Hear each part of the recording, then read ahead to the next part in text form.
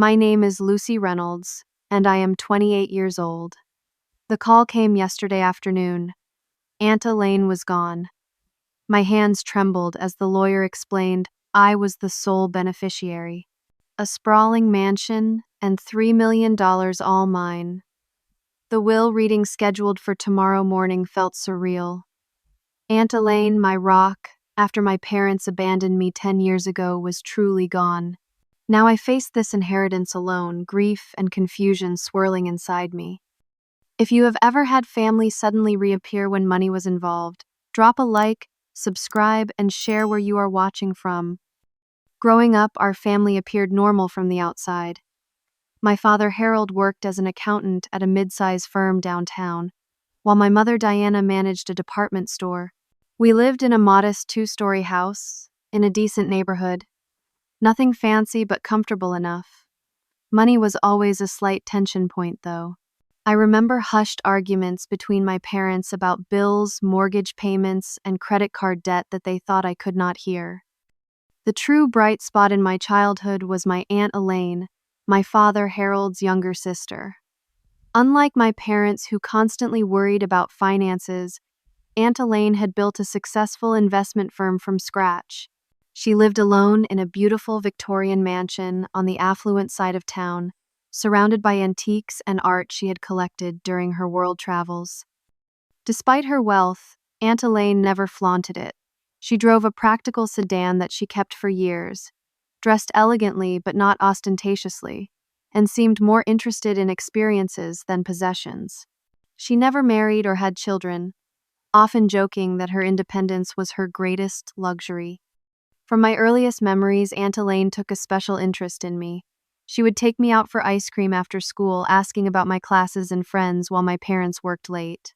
For birthdays and Christmas, while my parents gave practical gifts like clothes or school supplies, Aunt Elaine always gave me something special that sparked my imagination. A telescope when I mentioned interest in stars. A set of watercolors when I admired a painting in her home.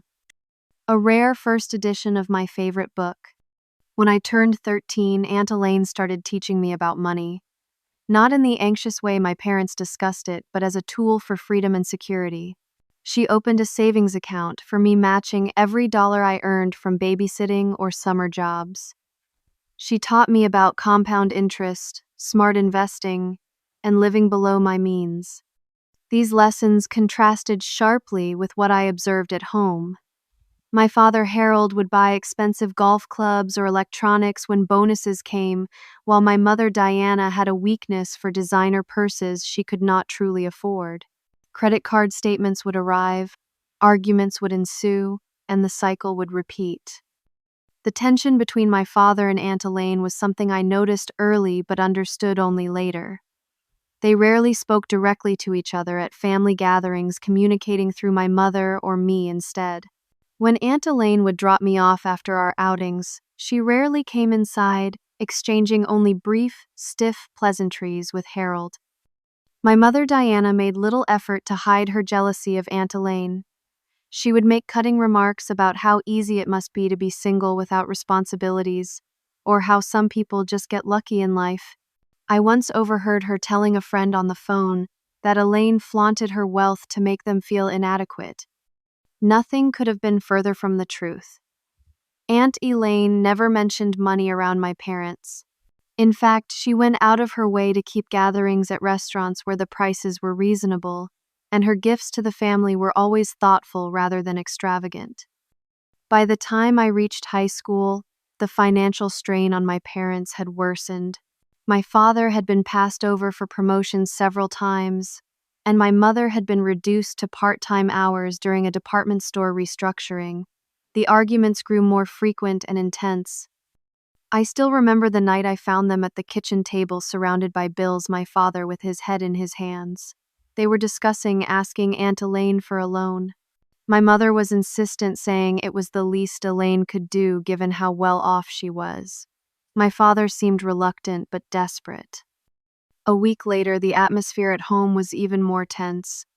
I learned that Aunt Elaine had declined to loan them money, not because she could not afford it, but because, as my mother angrily relayed, She did not trust them to pay it back or use it wisely. Instead, Aunt Elaine had offered to pay for financial counseling for them, an offer my parents considered insulting. Looking back, this was the breaking point in their relationship. My father stopped mentioning his sister altogether, and my mother referred to her only with bitterness. They tried to limit my time with Aunt Elaine, claiming I needed to focus on school activities, but she still remained a steady presence in my life. She attended every school play, soccer game, and award ceremony sitting alone while my parents clustered with other families. As my senior year approached, I earned a partial scholarship to State University. It would cover tuition, but not room and board or books. My parents assured me they would figure something out, but I could see the worry in their eyes. Meanwhile, Aunt Elaine suggested I apply for additional scholarships and helped me polish my essays. She never offered to pay outright, respecting that my parents might see it as interference, but she guided me towards solutions. By graduation, the financial situation at home had become dire. Credit card debt had mounted, and I discovered my father had taken a second mortgage on the house. I worked 2 summer jobs, saving everything I could for college expenses, determined not to add to their burden. Little did I know how drastically my life was about to change. My freshman year of college began with a mixture of excitement and anxiety. The excitement of new experiences balanced against the stress of juggling classes with my part-time job at the campus bookstore. Every dollar mattered, and I was determined to make my partial scholarship stretch as far as possible. The first hint that something was seriously wrong came during my 3rd week at school. My calls home went straight to voicemail for several days. When I finally reached my mother, her voice sounded strained as she assured me everything was fine, just busy. My father never came to the phone. A month into the semester, I decided to surprise my parents by coming home for the weekend. I had received an unexpected tip from helping a professor move books to his new office and thought I could treat my parents to dinner at their favorite restaurant. It had been so long since I had seen them genuinely happy together. The taxi dropped me at our familiar 2-story house on Friday evening. Immediately, something felt wrong. The porch light was off. No lights shone from inside. Using my key, I opened the front door to darkness, and an echo I had never heard in our home before. Flipping on the light switch revealed a living room half empty. The couch remained, but the side tables, lamps, and my father's recliner were gone. The family photos that had lined the mantel had vanished, leaving dust outlines of their frames. My heart pounding, I moved through the house. The kitchen held only the built-in appliances and a single chair at the table. My parents' bedroom was stripped bare except for the curtains. Only my bedroom remained untouched, a preserved museum of my childhood. On my bed sat a single envelope with my name written in my mother's handwriting. With trembling fingers, I tore it open to find a brief note and $500 in cash. "Lucy, we cannot continue living like this. The financial pressure has become too much. Your father has accepted a position in another state, and we are making a fresh start. You are an adult now, capable of managing on your own. The house will go to the bank soon, but you can stay until the end of the month if needed. We have left some money to help you. Please do not try to find us. This is for the best, Mom and Dad." I collapsed onto my bed, the note crumpling in my fist. The room spun around me as I tried to process what was happening. My parents had not just moved. They had fled. They had abandoned me without even saying goodbye, without even telling me to my face. I spent that night alone in the empty house, alternating between tears, disbelief, and bursts of frantic activity. I called their cell phones repeatedly, each call going straight to voicemail until eventually the numbers were disconnected. I searched for clues in the remaining papers in the kitchen drawers, finding nothing but past due notices and collection letters. The next morning, my roommate Jasmine drove 2 hours to get me after I called her in tears. She helped me pack up my bedroom, loading everything we could fit into her small car. The furniture, my book collection, and many mementos had to be left behind soon to be claimed by the bank along with the house. Back at the dorm, Jasmine helped me through those first devastating weeks. She covered for me with professors when I could not face going to class. She made sure I ate when food was the last thing on my mind. She listened through nights of confused questioning. Why would they do this? Was it my fault somehow? Where had they gone? My academic advisor helped me apply for emergency financial aid, but the process was slow and uncertain. My part-time job barely covered food, let alone the remaining tuition and housing costs. Just when it seemed I would have to drop out, an unexpected call came. Aunt Elaine had been trying to reach me at home. When her calls went unanswered, she had driven to the house, finding it empty and a foreclosure notice on the door.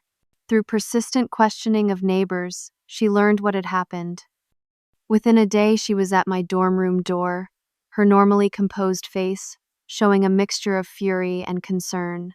She took me in her arms, the first real comfort I had felt since finding that note.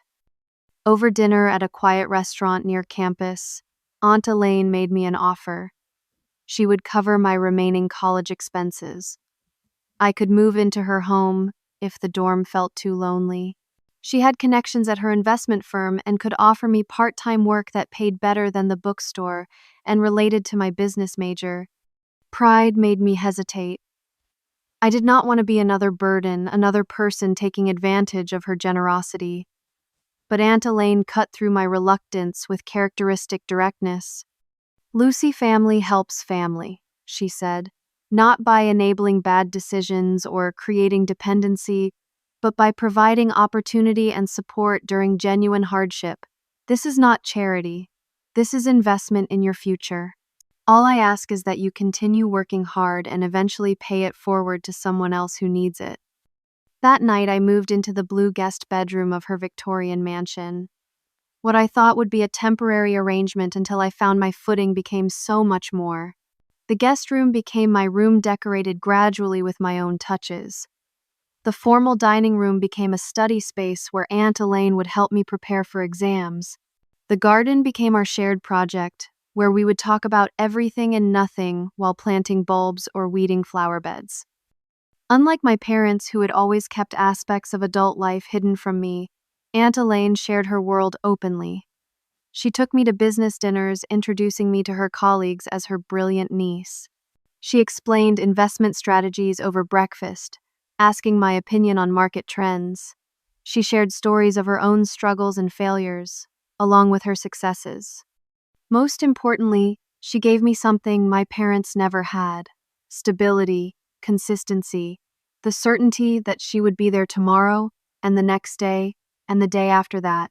She kept her promises, large and small. The pain of my parents' abandonment did not disappear. There were still nights I cried myself to sleep, wondering where they were and if they ever thought about me. There were still moments when a familiar song or scent would bring their memory crashing back. But with each passing month under Aunt Elaine's roof, the sharp edges of that pain began to dull. I was building a new life one day at a time.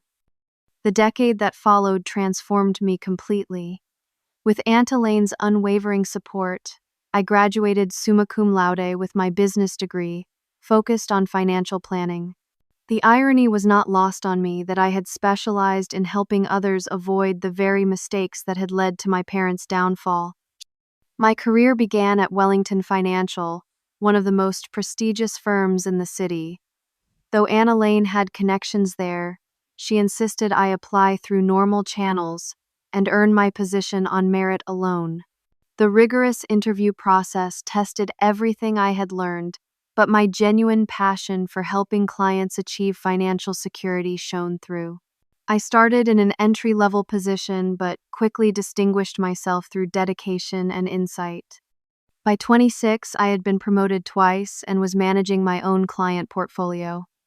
My salary allowed me to purchase a small but charming condo downtown, just 15 minutes from Aunt Elaine's home. Though I no longer lived with her, our Sunday brunches remained sacred, a time to catch up on our weeks and discuss everything from market trends to the novel we were both reading. Professional success brought confidence I had never known during my tumultuous childhood. The nervous girl who once feared becoming homeless had transformed into a woman who helped others build secure futures. Clients trusted my guidance, colleagues sought my input, and industry publications occasionally quoted my market analyses. I had built a reputation for conservative but effective investment strategies that prioritized long-term security over flashy, short-term gains. My personal life flourished as well. The circle of friends I had gathered included fellow professionals, artists, and academics. Weekends often found us hiking nearby trails, attending symphony performances, or engaging in heated but good-natured debates at our favorite wine bar. I dated occasionally, though.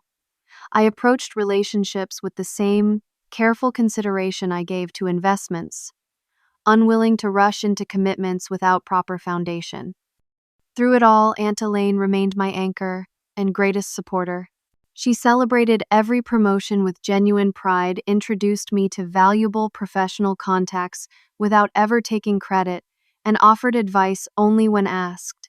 As my success grew, our relationship evolved from mentor and student to true equals who respected each other's insights.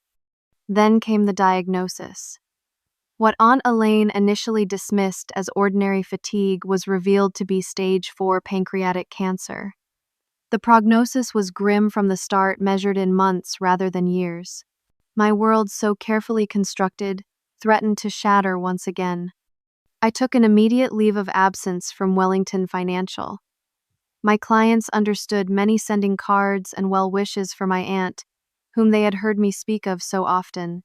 My supervisor assured me my position would wait however long I needed. The security I had built allowed me to focus entirely on what mattered most.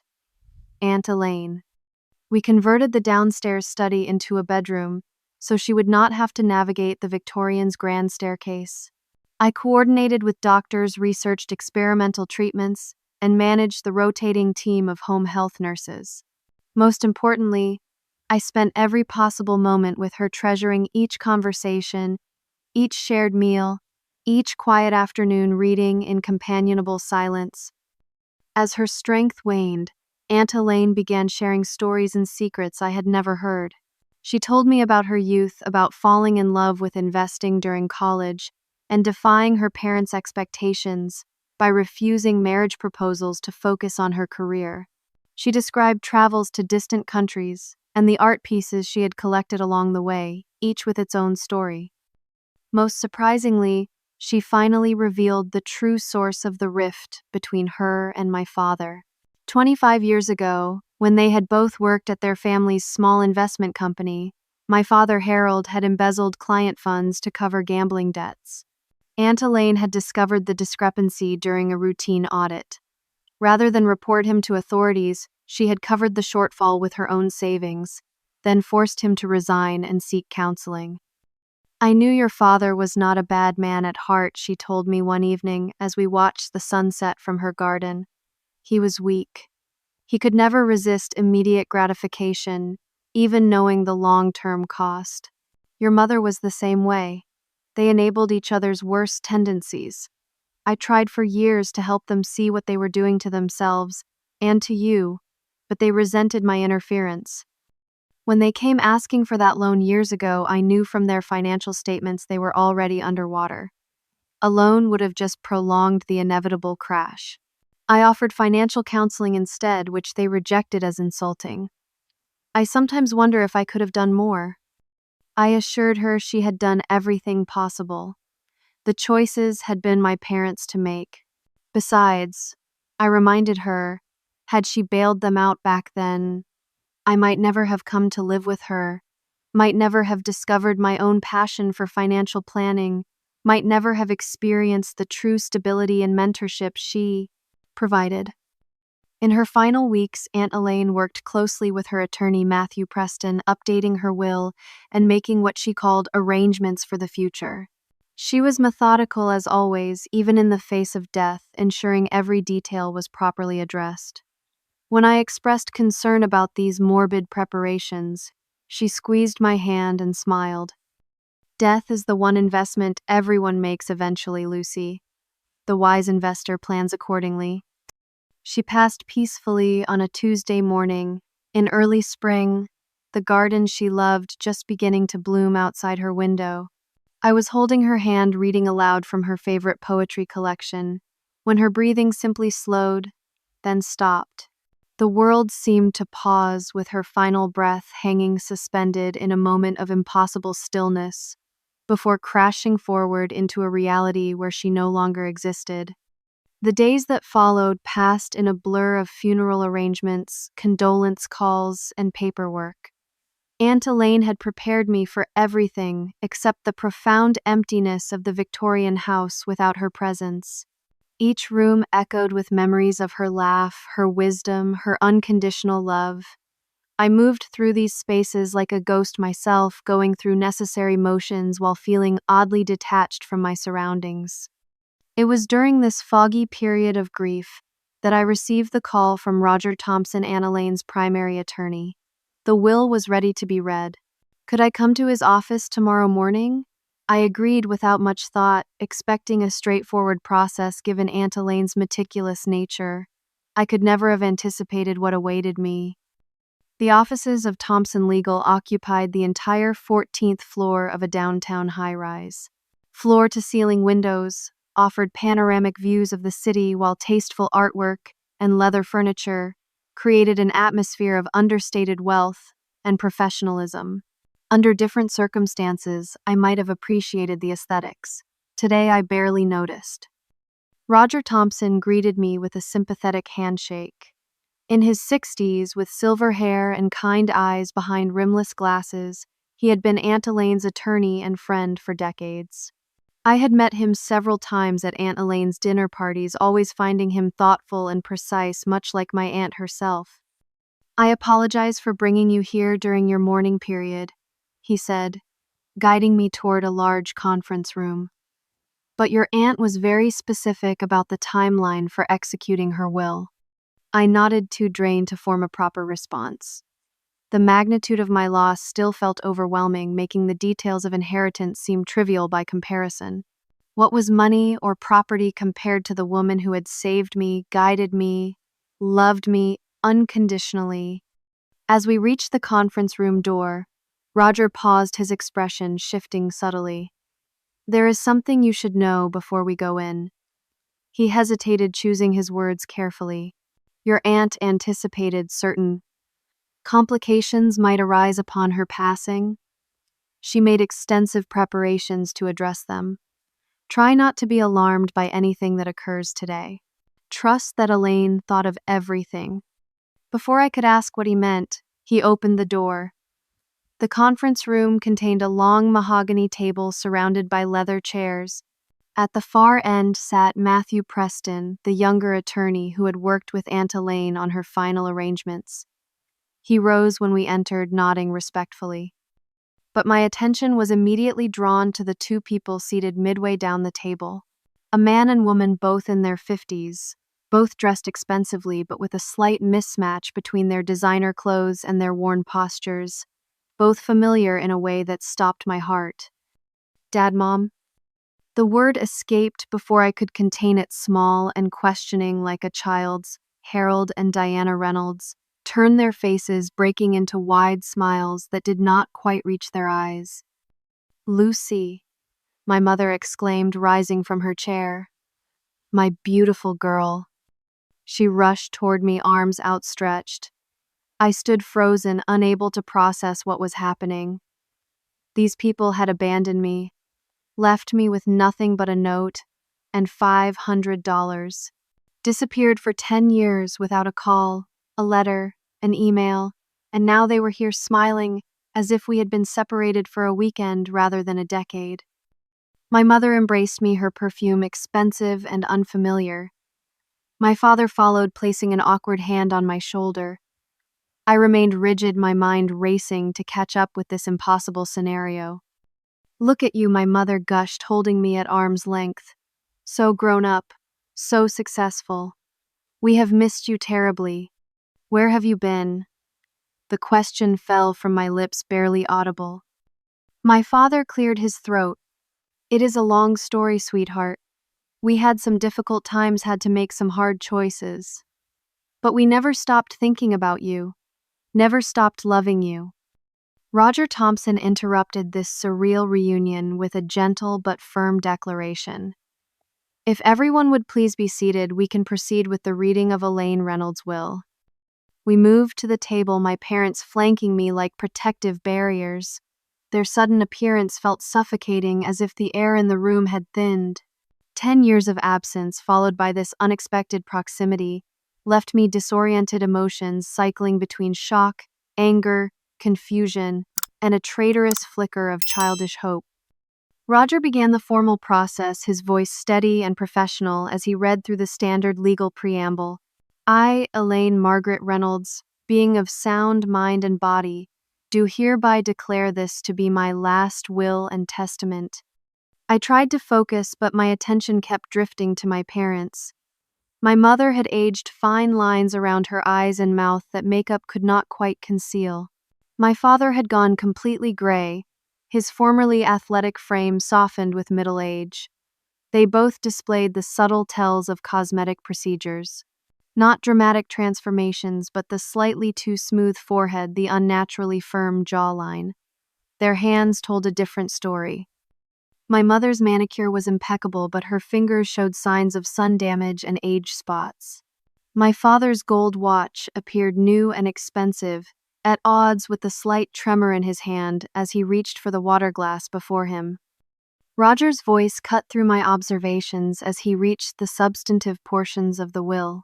To my beloved niece, Lucy Ann Reynolds, I leave my entire estate, including my primary residence at 423 Maple Avenue, all personal property contained therein.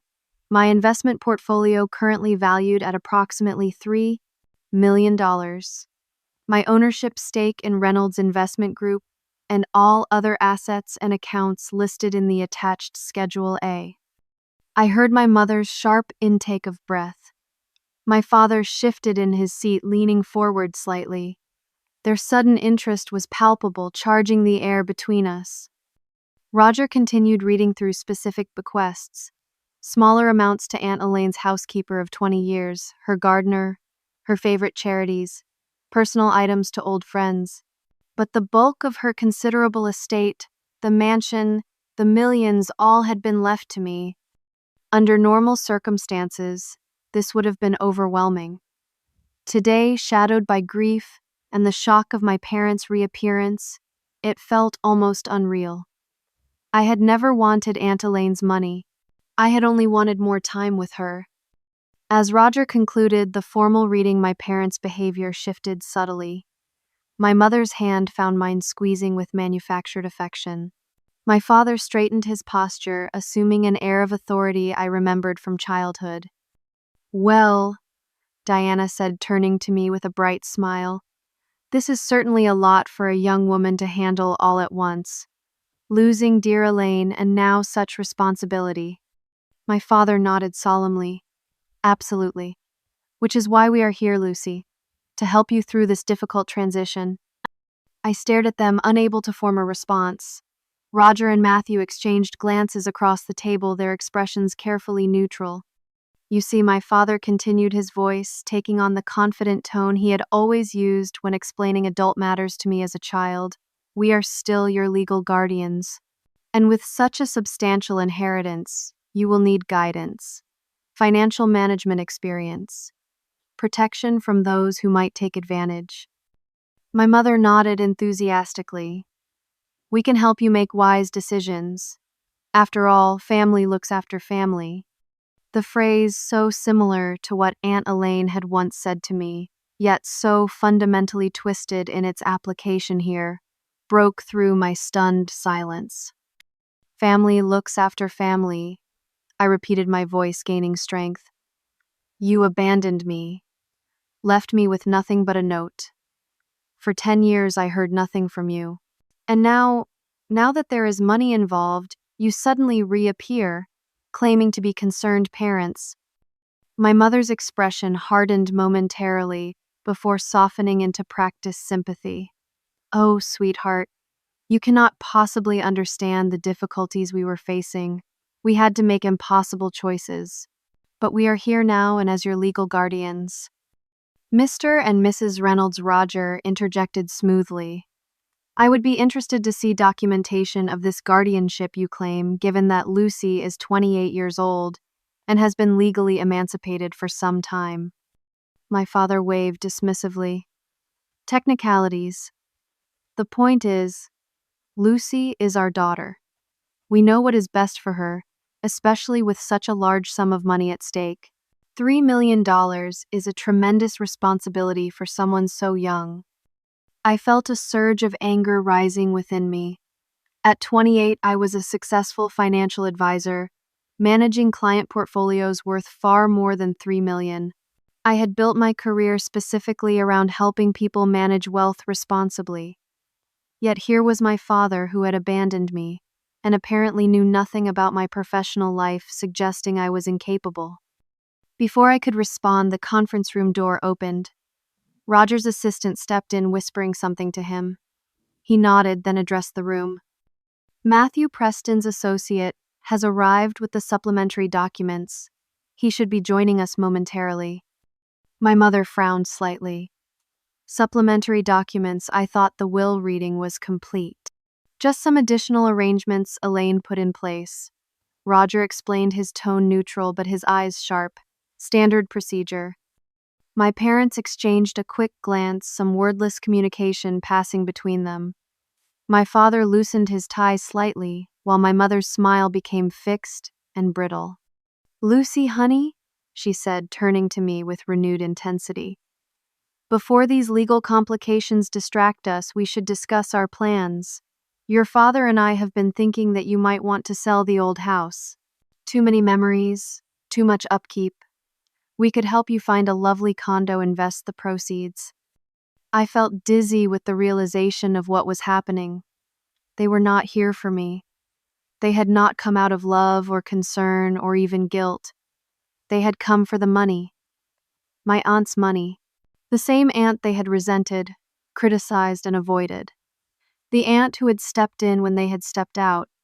Before I could formulate a response that would not dissolve into screaming or tears, the conference room door opened again. A tall man in his 30s entered, carrying a thick leather portfolio. He nodded to Matthew, then placed the portfolio on the table. The color drained from my father's face. My mother's hand, still clutching mine, went suddenly clammy. "Right on time," Matthew said, rising to greet the newcomer. "Lucy, this is James Harrington, our firm's investigator and legal researcher. He has been working on a special project for your aunt for quite some time." I noticed my parents shifting uncomfortably in their seats. My father's confident posture had collapsed, while my mother's smile had vanished entirely. Whatever was in that portfolio had triggered a profound change in their demeanor. And suddenly I remembered Roger's words from earlier. Your aunt anticipated certain complications. She made extensive preparations. Aunt Elaine had known they would come back. She had been preparing for this moment, perhaps for years. As James opened the portfolio and began distributing documents, I realized I was about to discover just how thoroughly my aunt had protected me, even beyond death. The atmosphere in the conference room had transformed completely. My parents, so confident and affectionate moments before now, sat rigid in their chairs. My father repeatedly checked his watch while my mother kept smoothing her already perfect hair, both classic nervous habits I remembered from childhood. James Harrington, the investigator, arranged several document folders on the table. He had the efficient movements and watchful eyes of someone accustomed to observing reactions. When he spoke, his voice was matter-of-fact, neither accusatory nor sympathetic. At Miss Reynolds' request, our firm began tracking the whereabouts and activities of Harold and Diana Reynolds approximately 9 years ago, shortly after they left Boston. The investigation was conducted legally using public records, financial databases, and standard surveillance methods. My mother laughed, a high, artificial sound. "This is ridiculous. Are you suggesting Elaine had us spied on? For what possible reason?" Matthew Preston opened one of the folders.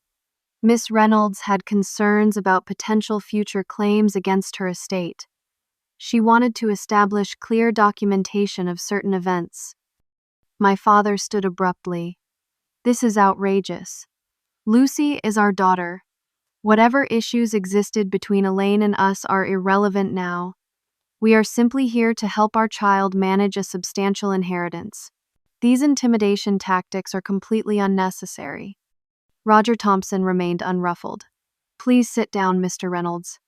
I assure you reviewing these documents is a necessary part of executing Elaine's will correctly." Reluctantly, my father returned to his seat. I noticed a slight tremor in his hands, another tell from my childhood that appeared when he was cornered or caught in a lie. James continued opening the first folder. In December 10 years ago, Harold and Diana Reynolds abandoned their home in Boston, following multiple defaults on their mortgage and significant credit card debt. They left their 18-year-old daughter with no support beyond a $500 cash payment. They relocated to Naples, Florida, where they began using the names Harry and Donna Richards.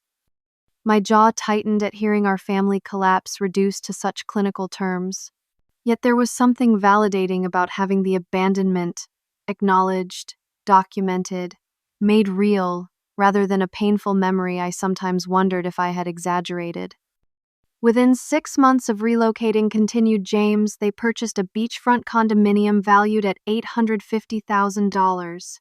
The down payment came from an offshore account in the Cayman Islands, previously undisclosed in bankruptcy proceedings they initiated in Massachusetts. He slid several photographs across the table.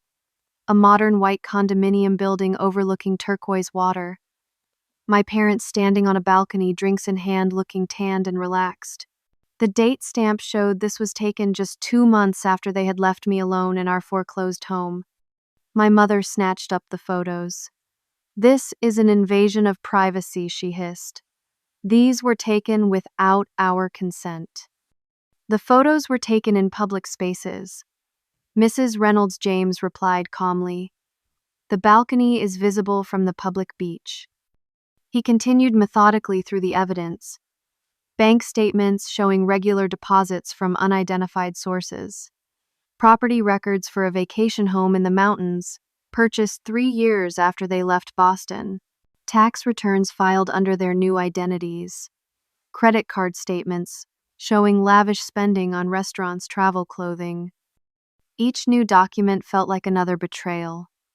While I had been working multiple jobs to stay in college, sleeping on friends' couches during breaks because I had nowhere to go, they had been living in luxury under assumed names. While I had cried myself to sleep wondering if they were alive or dead, they had been enjoying sunset cocktails on their beachfront balcony. My father interrupted the presentation, his voice tight with controlled anger. "Whatever financial arrangements we made after leaving Massachusetts are our private business. We had debts. Yes. We had to make a fresh start. But we always intended to reconnect with Lucy when we were stable." Always, I found my voice at last. 10 years, Dad. 10 years without a word. Not even to let me know you were alive. "Lucy," my mother interjected, reaching for my hand again. I pulled away before she could touch me. "You have to understand, we were in an impossible situation. Your father had made some investment mistakes. There were people looking for us, dangerous people. We left to protect you as much as ourselves." James cleared his throat, turning to a new section of documents. "Actually, Mrs. Reynolds, our investigation found no evidence of threats from loan sharks or criminal elements. The debts were entirely to legitimate banks and credit card companies. The name change appears to have been solely to escape creditor collection actions." Furthermore, Matthew added, opening another folder, "We have documented at least 6 attempts over the past decade where you and your husband made contact with Elaine Reynolds, not to inquire about your daughter's well-being, but to request loans." He produced copies of emails, transcripts of phone conversations, even a handwritten letter. All from my parents to Aunt Elaine, all focused on their financial needs, all conspicuously lacking any significant inquiries about me, beyond cursory questions that seemed designed to lead into the financial requests. My father's face had turned an alarming shade of red. This is character assassination. These were private communications being presented completely out of context. James continued as if there had been no interruption, turning to yet another folder. Most significantly, we documented your activities following Elaine Reynolds' cancer diagnosis 7 months ago. Within 2 weeks of her medical information appearing in hospital records, you made your first attempt to locate Lucy directly. He produced printouts of searches on social media platforms, professional networking sites, and public records databases, all tracing back to IP addresses associated with my parents' Florida home. 2 days after Elaine Reynolds entered hospice care, you booked flights to Boston. You checked into the Harborview Hotel downtown 3 days ago, the day after Miss Reynolds passed away. You made multiple calls to locate information about funeral arrangements and the reading of the will. The clinical precision of the timeline made me feel physically ill. They had not come because they missed me. They had not come because they regretted abandoning me. They had come because they had been tracking Aunt Elaine's declining health, calculating the potential inheritance, planning their approach. Roger Thompson folded his hands on the table. Mr. and Mrs. Reynolds, when you approached Lucy today, claiming to be her legal guardians with rights to help manage her inheritance, were you aware that abandonment of a child legally terminates parental rights in most jurisdictions? Were you aware that Lucy was legally emancipated at age 19? Were you aware that your daughter is a certified financial planner who manages millions in client assets professionally? My parents sat in stunned silence, their carefully constructed narrative crumbling around them. I looked at them, really looked at them for the first time since they had appeared. Behind the expensive clothes and cosmetic procedures, I could see the same people who had always put their immediate desires above everything else, who had chosen escape over responsibility, who had seen me not as a daughter to love, but as a burden to shed, and now apparently as an asset to exploit. Matthew opened the final folder, his tone gentle, as he addressed me directly. Lucy, your aunt knew this day might come. She prepared extensively to ensure you would be protected. This folder contains restraining order paperwork pre-filled with your parents' information. It requires only your signature to file. She also established a legal defense fund specifically to counter any claims they might make against her estate or your inheritance. Everything has been arranged. You need only decide how you wish to proceed. The room fell silent. All eyes turned to me. After 10 years of abandonment, after the shock of their reappearance, after the devastating revelations of their true motives, the decision was now mine. How much more pain was I willing to endure from the people who had brought me into this world only to discard me when I became inconvenient? I stood slowly, my legs unsteady beneath me. The conference room seemed to contract and expand with each breath, the faces around the table, alternately sharp and blurry. 10 years of abandoned birthdays, holidays, graduations, and achievements crystallized into this singular moment of clarity. Why, I asked, my voice steadier than I expected. Why come back now? Why not when I graduated college? Why not when I bought my first condo? Why not any time during the 10 years when I needed parents? My mother attempted to reach for me again, her diamond bracelet catching the light. Lucy, darling, we already explained. We were in trouble. We had no choice but to leave. We always planned to reconnect when the time was right. When the time was right, I repeated flatly. And the right time just happened to be when Aunt Elaine died and left me her fortune. My father stood straightening his expensive suit jacket. This is getting us nowhere. These lawyers have clearly poisoned you against us with their selective evidence and insinuations. Yes, we made mistakes. Yes, we should have handled things differently. But we are still your parents. Are you? I asked, surprising myself with the question. Because parents do not abandon their children with nothing but a note. Parents do not change their names and buy beachfront property while their daughter couch surfs during college breaks.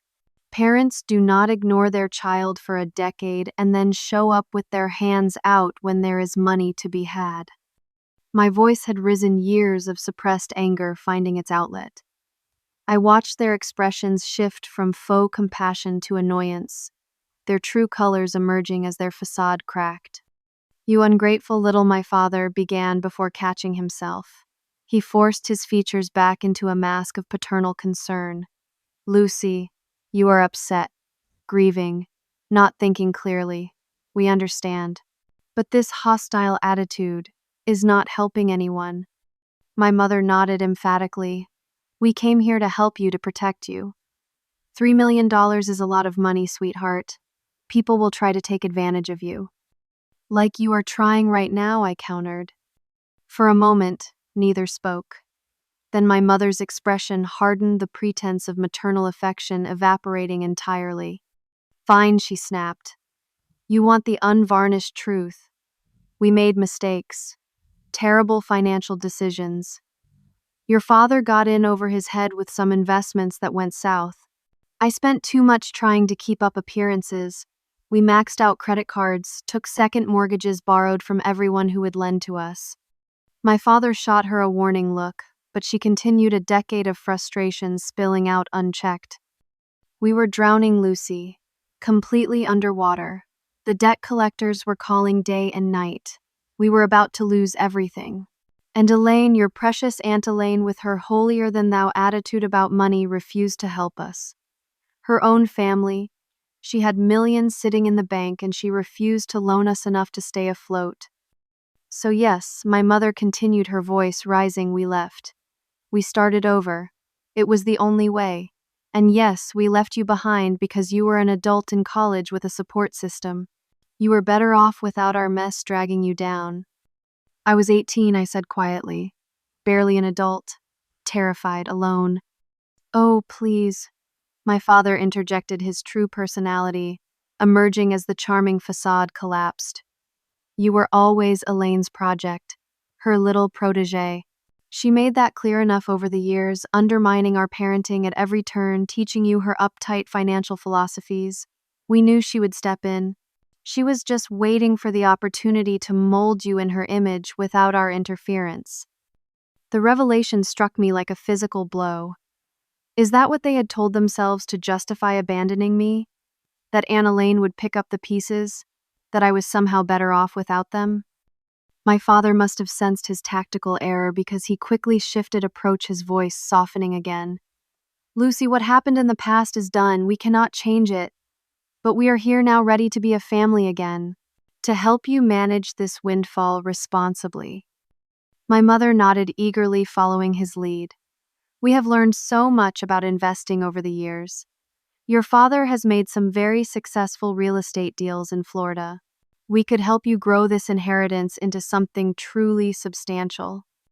It was almost impressive, their ability to pivot from confession back to manipulation within seconds. I might have been swayed 10 years ago, desperate for any connection to the parents I had lost. But I was not that vulnerable girl anymore. "I know about the embezzlement," I said quietly. My father froze. "What are you talking about?" "Aunt Elaine told me everything before she died. How you stole from client accounts at the family firm. How she discovered it during an audit. How she covered for you, paid back the money herself, forced you to resign rather than face charges." He paled visibly while my mother's gaze darted nervously between us. "That is ancient history," he muttered. "Completely irrelevant to the current situation." "Is it?" I asked. "Because it seems like a pattern to me. Taking what does not belong to you. Escaping consequences. Expecting others to clean up your messes." My father's expression darkened. "You have no idea what you are talking about. I made one mistake decades ago. I was under enormous pressure. Your mother was pregnant with you. We needed money for the down payment on our first house. So you stole it," I finished for him. "And now you are here to try again. To take Aunt Elaine's money, the same aunt who saved you from prison, who took me in when you abandoned me, who never once spoke ill of you to me, despite knowing exactly what kind of people you are.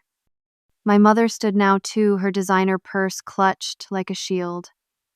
This is pointless.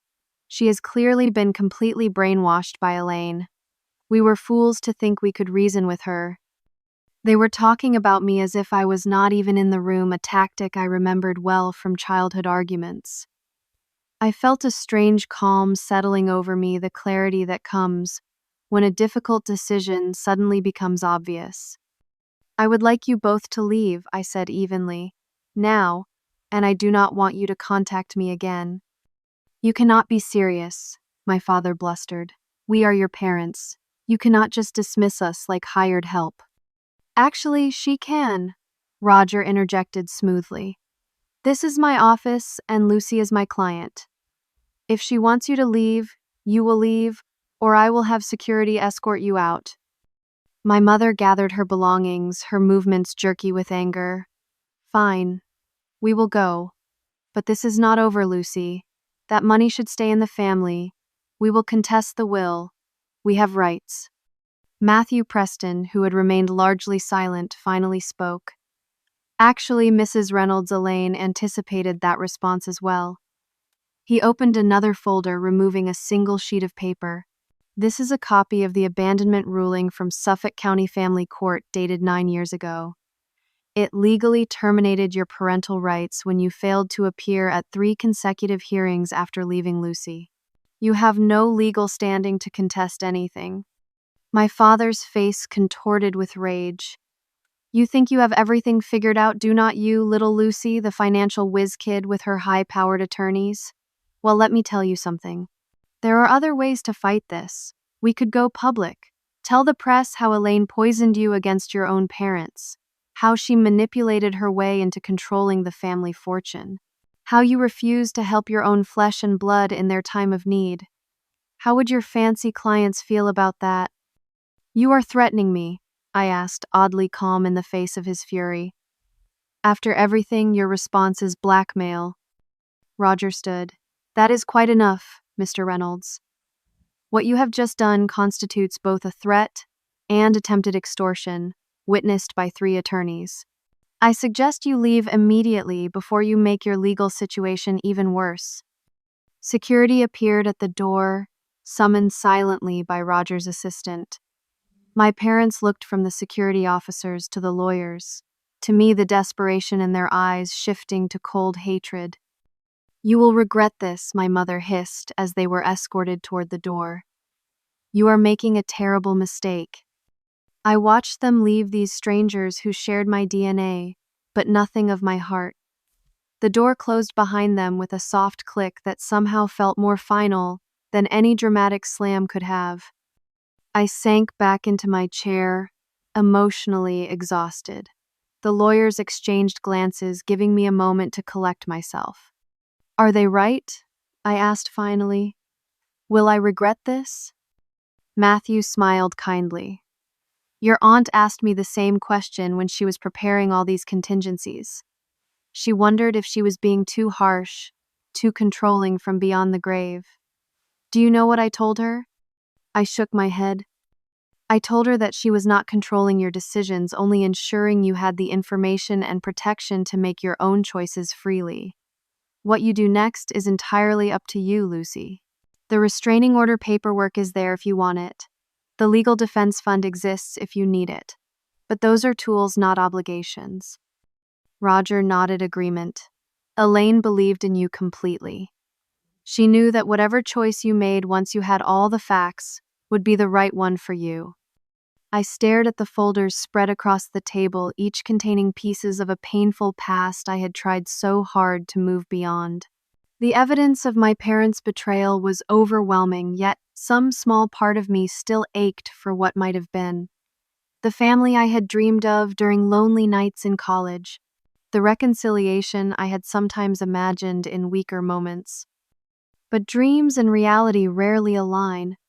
My parents had shown me exactly who they were, not just today, but every day of the past 10 years. Every birthday they missed, every graduation they ignored, every achievement they were not there to celebrate. My decision crystallized not from anger, but from a place of self-preservation and hard-won wisdom. I would not set myself on fire to keep warm people who had left me out in the cold for a decade.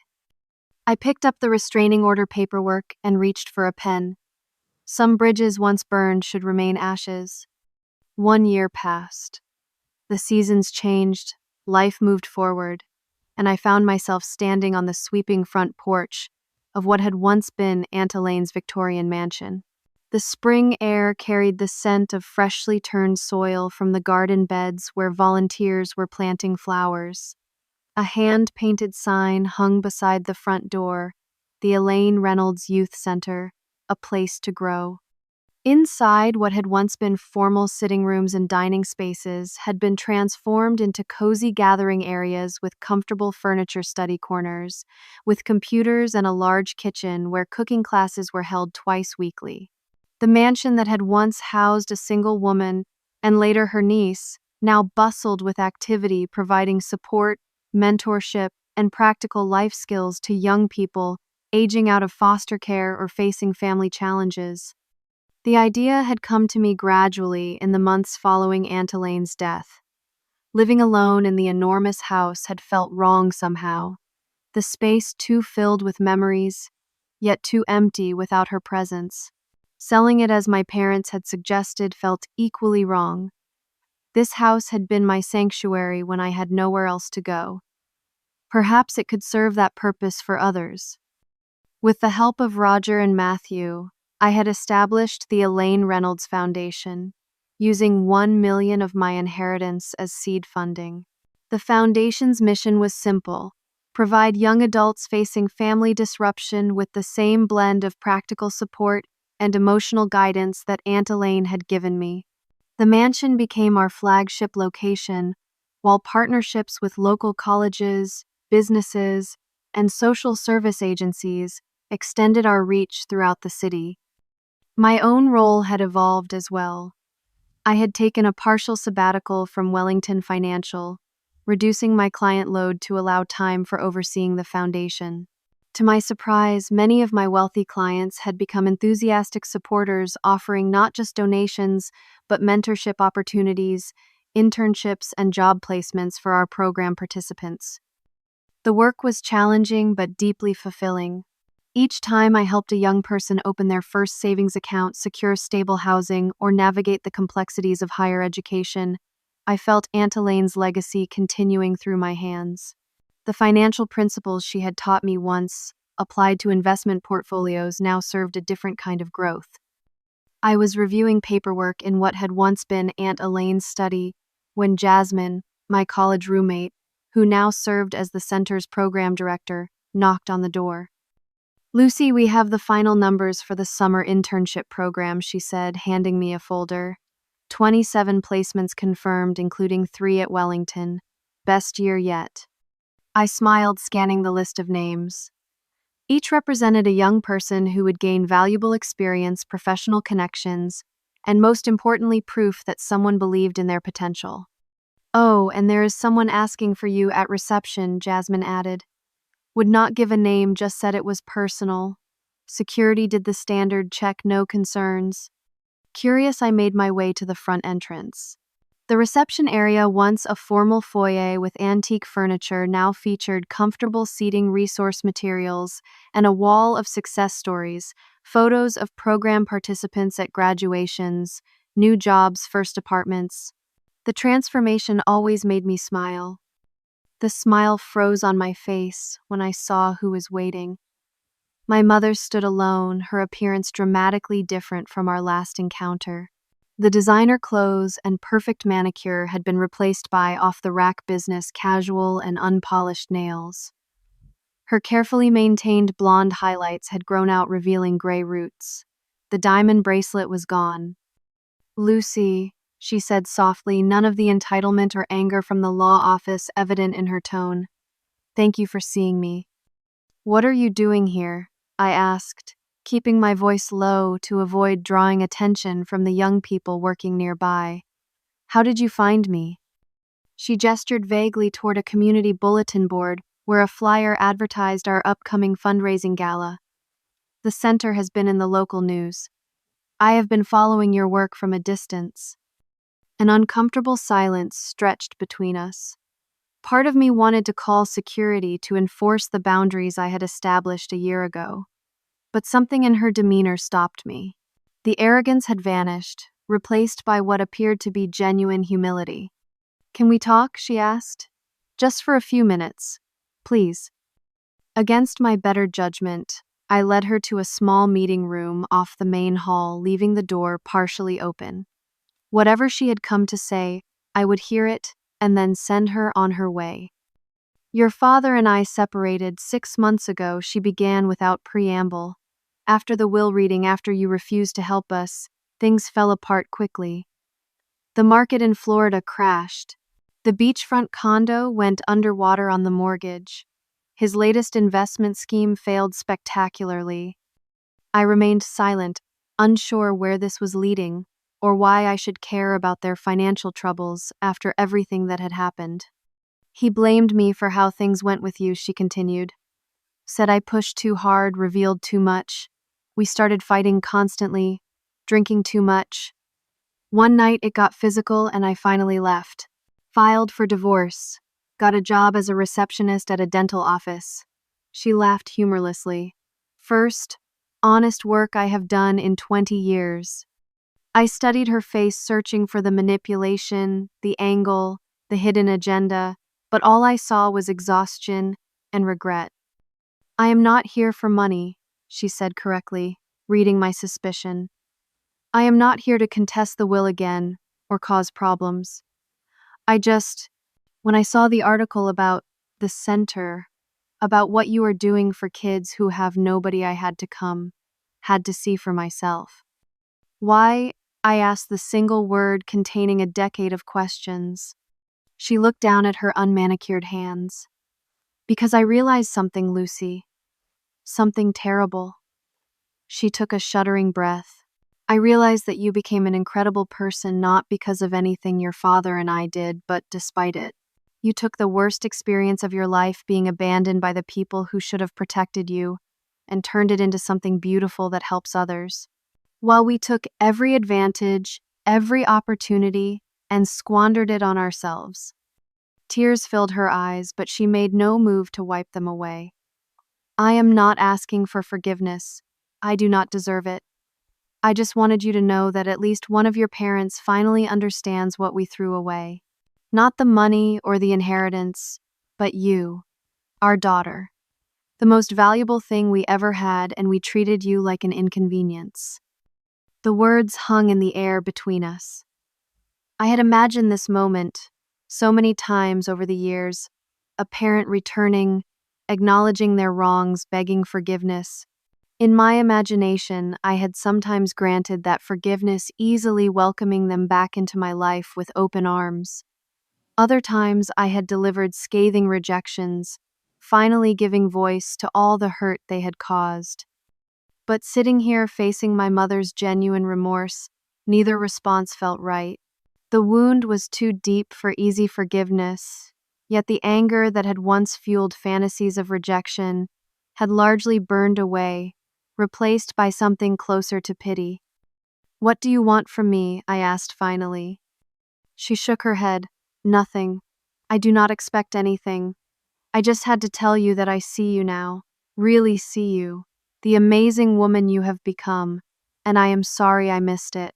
Sorry I was not there to witness it. Sorry I chose myself over you over and over again." She stood gathering her worn purse. "That is all I came to say. I will not bother you again." As she turned to leave, I found myself speaking. "Mom." She froze, the word clearly affecting her deeply. "The center offers financial literacy classes on Thursday evenings," I said, "and job placement assistance on Tuesdays. If you wanted to get your life back on track, I mean, as a client, not as my mother, just as someone who needs help." She turned back, her expression a complex mixture of surprise, gratitude, and sorrow. "I would like that," she whispered. "Thank you." I nodded, not trusting myself to say more. She left quietly, and I remained in the meeting room for several long minutes, processing what had just occurred. It was not reconciliation. Perhaps it never would be. but it was something, an acknowledgement, a small step toward healing not just for her but for me as well. Later that evening, after the center had quieted for the night, I found myself in the garden Aunt Elaine and I had tended together. The spring bulbs we had planted years ago pushed through the soil, a testament to careful planning and patience, life continuing season after season regardless of loss or change. I thought about the journey that had brought me here. The abandoned girl in an empty house, the scared college student sleeping on friends' couches, the grieving niece in an attorney's office, the woman who had faced down her past and chosen her future on her own terms. What Aunt Elaine had given me was never really about the money or the property, though those provided security and opportunity.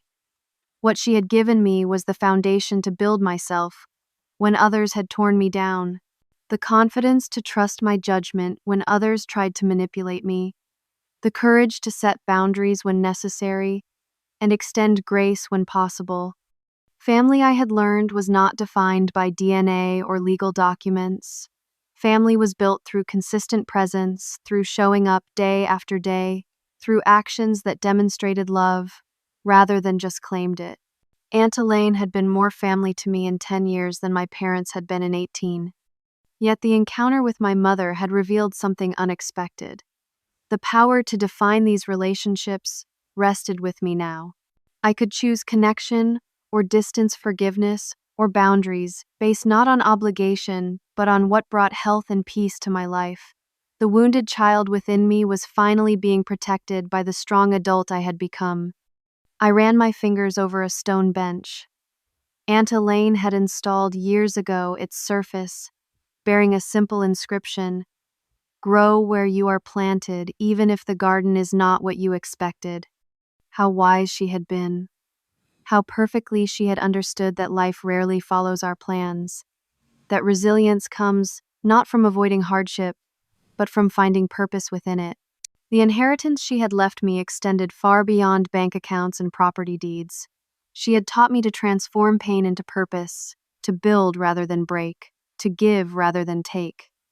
As twilight settled over the garden, I made a silent promise to continue her legacy, not just through the foundation that bore her name, but through the way I lived my life, with integrity, with generosity, with the courage to face difficult truths, and the wisdom to find beauty even in broken places.